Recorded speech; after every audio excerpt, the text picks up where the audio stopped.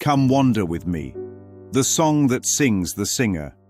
A metaphysical decoding of Season 5, Episode 34 of the Twilight Zone. Something inside must already feel missing before anything outside can appear desirable. That is the unspoken opening line of Come Wander With Me, long before Mary Rachel sings a single word. Floyd Burney does not enter the forest looking for music. He enters the forest looking for himself, though he does not know it. And because he looks for himself where he is not, the forest must become a trap, the girl must become a mirror, and the song must become the echo of his own forgotten mind. Floyd thinks he is searching for an original song, but what he's truly hunting is an identity that feels whole. Mary Rachel sings of love, Floyd hears opportunity. She offers presence, he demands product. She speaks of devotion, he translates it into ownership. Everything he touches shifts from meaning to merchandise because he approaches the world already believing he lacks. This is the ego's first law. The belief in incompletion creates the world of acquisition. And yet, Floyd already possesses the very originality he seeks. When he imitates Mary Rachel's melody, a beautiful truth slips out. He has a genuinely lovely voice. But self-belief terrifies him. Excellence frightens him more than failure. So he abandons his gift and returns to the hunt. This is the tragedy of the ego. The moment it glimpses what it already has, it runs back into seeking. Mary Rachel's longing line, "You won't ever leave me, will you?" is not the plea of an abandoned girl. It is the plea of innocence itself, the internal voice asking the mind, has love left? Is God gone? Floyd gives the same answer the ego always gives, a false promise wrapped in hidden intent. He vows devotion while using her affection to barter for the song. Special love is born the moment truth is used as currency. The Rayford brothers, though never fully shown, are the shadow figures that guilt inevitably summons. Floyd never intends to kill Billy Rayford. But intent is irrelevant when guilt is already active. Guilt demands punishment, and the world obliges. ACIM teaches that guilt, once chosen, must call forth a punisher, not because fate decrees it, but because the mind believes it deserves it. The Rayfords are not men, they are the consequence of Floyd's self-betrayal, projected onto silhouettes in the trees. When Mary Rachel says, "It's always that way," she is not speaking about events. She is speaking about causation. The inner and the outer always match. The world does not generate scripts, the mind does. The song rewrites itself because Floyd's intention rewrites itself. He is not hearing prophecy, he is hearing memory. The melody updates because the chooser is choosing again. This is the metaphysical brilliance of the episode. The song is not following him, it is revealing him. The forest as subconscious field. The forest is not a location. It is the unexamined mind. A place where actions feel fated because choices are unseen. Floyd believes he is wandering through geography. In truth, he is wandering through his own unconscious patterns. The trees do not surround him, his belief system does. The forest is the thick density of unlooked guilt, unowned motives, and unacknowledged fear. Every path looks the same because every ego choice is the same. The song as a time-looping, collapsing choice. The song is the most sophisticated symbolic mechanism in the entire episode. It collapses time by refusing to wait for Floyd's decisions.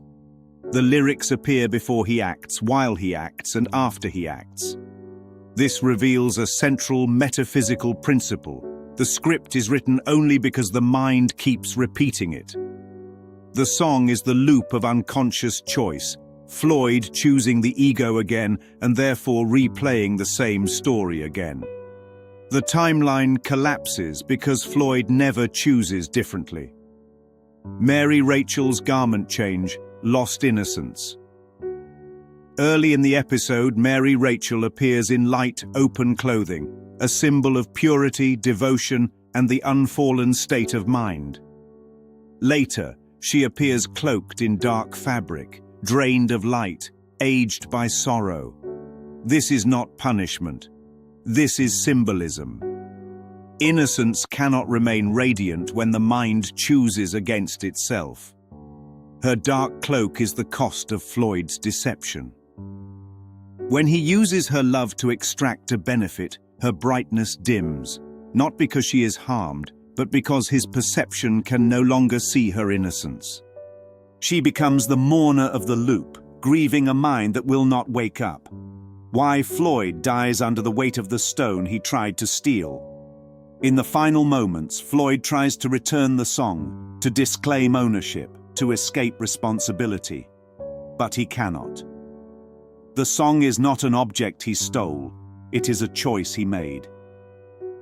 He dies beneath the stone that crushes him because he collapses under the weight of the identity he attempted to take. What he calls the song is simply the self-concept he insisted on acquiring through the world rather than remembering within himself. The thing he wanted most becomes the thing that kills him because he misidentified its source. Parallels to the self-improvement of Salvador Ross. Like Salvador Ross, Floyd believes identity can be bought, traded, or acquired through external negotiation. Salvador trades traits, Floyd tries to buy originality. Both believe transformation comes from rearranging form rather than undoing error. Both destroy innocence in the process. Both end their lives trapped by the very bargain they believed would save them. Parallels to a most unusual camera. In A Most Unusual Camera, the characters misuse a magical object to manipulate the future. Like Floyd, they seek advantage without self-awareness. They believe the camera is dangerous because it predicts. But the real danger is that it reveals. It shows the chooser to himself. Floyd's song performs the same function. It exposes his unconscious motives by singing them aloud. The camera reveals the future. The song reveals the chooser of the future. Floyd Burney, the ego's biography in miniature. He begins with lack. He searches outward. He misuses innocence. He feels guilt. He projects guilt. He is pursued by guilt. He begs to escape guilt. He dies under guilt. That is the ego's autobiography. Floyd Burney is the wandering identity that believes originality is missing, love is scarce, innocence is purchasable, and happiness is elsewhere. He doesn't steal a song, he steals from himself. He doesn't kill Billy, he kills the part of himself he cannot face. He doesn't run from the Rayfords, he runs from his own belief that punishment is justified. The final narration says Floyd achieved what every performer dreams of, eternal top billing. But this is not fame. This is fixation. His story loops because his choice loops. His identity remains nailed to the billboard of his own unhealed desire. The episode's final truth. Floyd never needed Mary Rachel's song. He needed to recognize that he was the music. The forest was his mind. Mary Rachel was his innocence. The Rayfords were his guilt. The song was his desire. The loop was his refusal to choose again. And in the end, he does not die because the forest is hostile. He dies because he forgets he is the one singing.